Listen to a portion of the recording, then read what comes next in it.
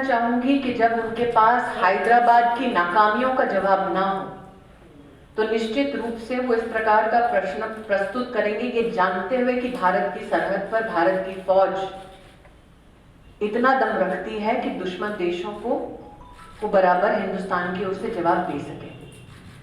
आज जो मैंने आपसे प्रश्न इस पूरी प्रश्नावली और इस प्रेस कॉन्फ्रेंस के माध्यम से रखा वो ये कि एक तरफ हमारे देश की सरहद पर हमारी फौज लड़ रही है ताकि दुश्मन देश हमारे देश को कोई हानि ना पहुंचाए, दूसरी ओर इस शहर में, ऐतिहासिक शहर में, MIM के अपने पॉलिटिकल नेता और वर्कर्स इलीगल इमिग्रेंट्स को वोटर लिस्ट में जगह दे रहे हैं। अंदर से जो घात हिंदुस्तान का वो कर रहे हैं उसका जवाब हिंदुस्तान की आवाम को, हैदराबाद की आवाम को उन्हें देना पड़ेगा।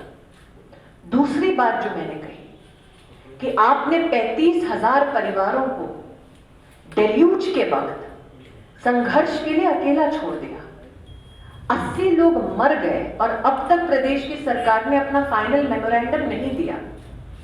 क्या इस प्रदेश में और विशेषतः इस शहर में यह संभव है कि डेल्यूज का एक बहुत बड़ा कारण है इलीगल इंक्रोचमेंट? वो 75,000 इलीगल इंक्रोचमेंट बिना MIM और TRS की जुगलबंदी के क्या संभव था? तो आज अगर शहर को आपको विकास के पथ पर डालना है तो आपको सुनिश्चित करना होगा कि क्या ये शहर के साथ नाइंसाफी नहीं कि गरीब बच्चों का टीकाकरण ना हो, उसकी कोई एक्टिविटी अंडरटेक नहीं होती? क्या इस शहर के नौजवानों के साथ ये नाइंसाफी नहीं कि TRS के उनके मित्र संकल्प कार्यक्रम के लिए अपना डिटेल प्रोजेक्ट रिपोर्ट तक नहीं देते? तो मैंने जो आज अपने इस पूरे वक्तव्य में कहा, दोबारा दोहराती हूं, एक कन्वीनियंट करप्ट कोलैबोरेशन है MIM और TRS के मध्य में। हैदराबाद की जनता उस कन्वीनियंट करप्ट कोलैबोरेशन को समझती है और इसीलिए हम इस बात का यहाँ पर विश्वास व्यक्त कर रहे हैं कि हैदराबाद की जनता इस चुनाव में अपना आशीर्वाद भाजपा को देगी। I am appealing to you again, sir. Look at the media reports and especially the audio-visual reports given by a national channel and a local channel. On the local channel, a Rohingya Muslim is openly declaring gratitude for enrolling him in the voter list, and he expresses his gratitude not only to MIM, he expresses it to the MIM and the CM of Telangana. In the national channel, the media itself has brought to fore how MIM political leaders on their letterheads are ensuring that illegal Bangladeshi immigrants also find a mention in the voter list.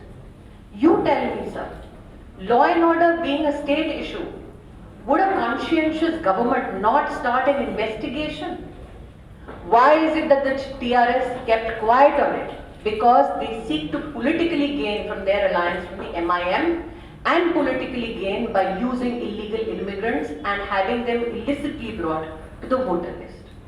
Anybody who wants to ensure that the dream that we had for Telangana is fulfilled would have made sure that the rights of the citizens of Hyderabad and Telangana are protected and not the rights of illegal immigrants.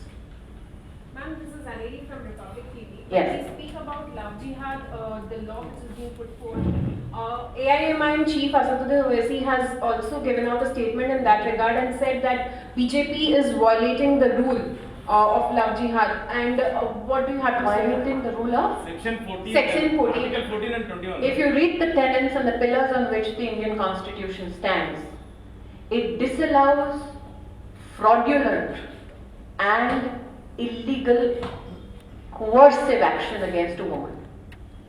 If a state government takes within the ambit of the Constitution steps to ensure that women are not criminally and fraudulently coerced into a relationship, should the right and the protection of that woman not be supported by Indians across the country, irrespective of our political ideology? When the intent of the state, within, I said repeatedly, under the ambit of the Constitution is to ensure that fraudulent and criminal coercion is dissuaded so that the rights of women is protected, my appeal is that we look at this issue from that perspective. But then he says that BJP is violating the law, and so what do you article? Does the law provide for women to be fraudulently exposed? Does the law provide for women to be fraudulently and criminally coerced? It does not.